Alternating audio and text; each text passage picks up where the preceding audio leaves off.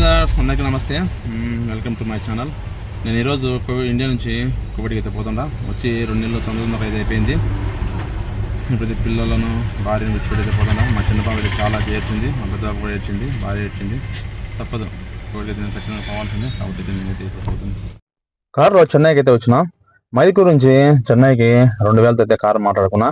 అంటే నేను ఒక్కని కారు మాట్లాడుకోలేదు, ఇంకా కడపలో ఇద్దరైతే ఎక్కిండ్రు.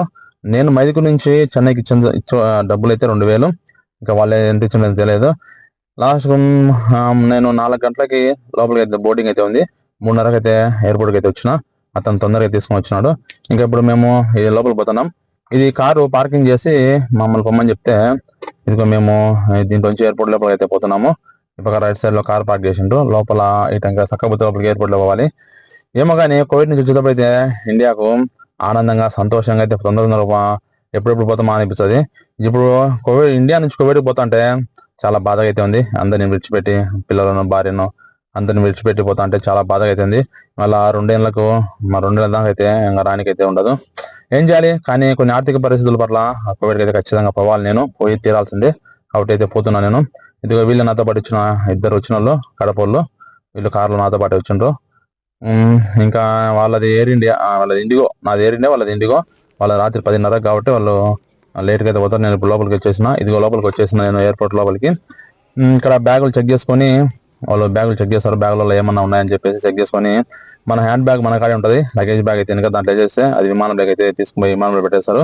ఇక్కడ చూడండి, ఇదో మొత్తం ఇంత బ్యాగులు చెక్ చేస్తున్నారు. చెక్ చేసి మనకు ఒక బోర్డింగ్ అయితే ఇచ్చారు. అది పేపర్ అయితే ఇచ్చారు, మన సీట్ నెంబరు, మనం ఏ గేట్లో పోవాలి అని మనకైతే ఇలాంటిది ఇస్తారు. బోర్డింగ్ పాస్ అది ఇచ్చారు. బోర్డింగ్ పాస్ తీసుకొని లోపలికి అయితే పోయినా. ఇదంతా మొత్తం ఇమిగ్రేషన్ అనమాట.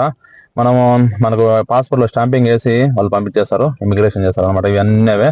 ఖాళీ అయితే ఉంది, ఏం బిజీగా అయితే ఏం లేదు. ఎయిర్పోర్ట్ ఖాళీ ఉంది. 4 గంటలు కాబట్టి నైట్ ఇంకా 7-8 అయితే అప్పుడైతే ఫుల్గా అయితే ఉంటుంది. ఇది చూడండి, ఆ కెమెరాలో మన ఫేస్ తీసుకొని మనకు పాస్పోర్ట్ ఉంది అక్కడ సీల్ వేసి మనం పొద్దునని చెప్పి సీల్ వేసి అయితే ఇచ్చారు.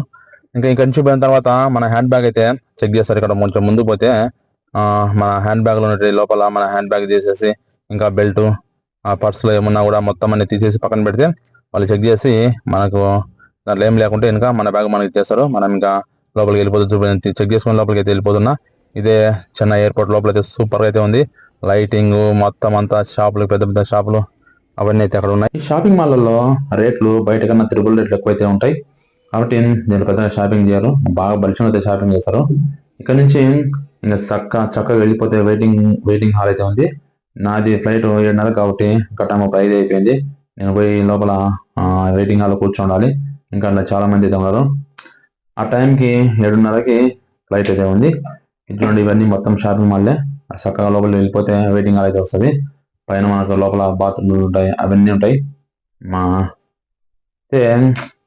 పోయేటప్పుడు అయితే చాలా బాధ అయితే ఉంటుంది. కోవిడ్ పోయేటప్పుడు అందరినీ విడిచిపెట్టిపోతుంటాం. కానీ ఏం చేద్దాం, పరిస్థితులు బాగాలేనప్పుడు ఖచ్చితంగా అయితే పోవాలా. నా వెయిటింగ్ హాల్ అయితే కూర్చున్నాను నేను. నా పాస్పోర్ట్ ఇంకా టికెట్ వాళ్ళు ఇచ్చిన బోర్డింగ్ పాస్ తీసుకొని అయితే వెయిటింగ్ హాల్ అయితే కూర్చున్నా. వీళ్ళు చాలా మంది ఇప్పుడు వస్తుంటారు అనమాట. చాలా సుమారుగా అయితే ఒక 200 మందిల మధ్య ఉన్నారు. వీళ్ళందరూ వీళ్ళందరూ ఆ ఫ్లైట్ కోసం ఉండేటోళ్ళే, ఎయిర్ ఇండియా ఫ్లైట్ కోసం ఉండేటోళ్ళు. ఇప్పుడు ఇంకా టైం అయింది. అది వచ్చి అది గేట్ నెంబర్ 117. ఇది చూడండి, ఇదిగో ఇప్పుడైతే బస్సులో అయితే పోతున్నాం ఫ్లైట్ ఎక్కడానికి. ఇండిగో మొత్తం ఇక్కడ ఇండిగో ఫ్లైట్ అన్ని అక్కడ ఆగుతాయి. అది ఎయిర్ ఇండియా ఎక్స్ప్రెస్. నేను ఆ ఫ్లైట్ కోసం బస్సులో అయితే పోతుండా. ఒక 10 నిమిషాల్లో విమానం గాలికి అయితే లేస్తుంది. పోయేటప్పుడు ఉంటుంది బాధ. విమానం పైకి లేచంటే చెప్పలేంలే, అటువంటి బాధ అయితే ఉంటుంది. ఇంకెట్టయితే మేము కోవిడ్కి అయితే పోతున్నాం. ఇంకా 2 ఏళ్ళ దాకా అయితే మన ఇండియాకి వచ్చేదాకా అయితే ఉండదు. ఇప్పుడు ఇంకా 5 నిమిషాల్లో విమానం లేస్తుంది. ఇప్పుడు ఏం చేద్దాం, తప్పదు, బాధ. విమానం వచ్చేసి కూర్చొని ఇంకా ఒక 4 గంటలు అయితే ఇంకా కోవిడ్కి వెళ్ళిపోతుంది. చూడండి, దగ్గర ఇంకా అయిపోయింది. ఇదంతా కోవిడ్ 4 గంటల తర్వాత అయితే కోవిడ్కి అయితే వచ్చినాం. నేను కోవిడ్లో ఎయిర్పోర్ట్లో వీడియో అయితే తీయలేదు. అక్కడ పోలీసు వాళ్ళు ఉంటారు, కోవిడ్ లేడీస్ వాళ్ళు ఉంటారు, ఆడలు ఉంటారు. అన్నీ ఎందుకు రిస్క్ అని చెప్పి నేనైతే వీడియో తీయలేదు. ఇంకొక 1/2 అవర్లో అయితే నేను ఇంటికి అయితే వెళ్ళిపోతా. 1 అవర్, మినిమం 1 అవర్ పడుతుంది మా తమ్ముడు వచ్చి తీసుకోనికి. నేనైతే వెళ్ళిపోతా. ఇది నా India to Kuwait tour. Thank you for watching.